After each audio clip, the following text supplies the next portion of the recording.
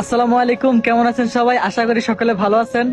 তো দেখতে তো পারতেছেন আমি হচ্ছে পৃথিবীর ভিতরে সর্বশ্রেষ্ঠ জায়গায় এখন দাঁড়িয়ে আছি। এ হচ্ছে আল্লাহর ঘর কাবা, আর এখানে হচ্ছে আমার কাজ। তো আমি হচ্ছে এই মিনারের ভিতরে আর কি কাজ করি।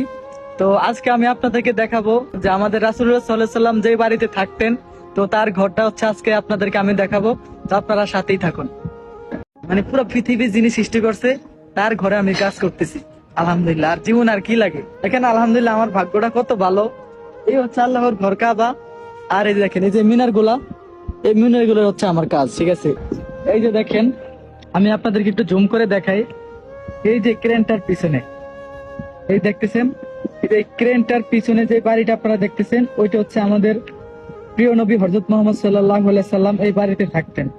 তার বাড়ি হচ্ছে এই যে এটা। এই যে মিনারটা দেখতেছেন, এই মিনারটার একদম এই শেষ থেকে নিচে থেকে একদম উপর পর্যন্ত হচ্ছে আমি কাজ করছি।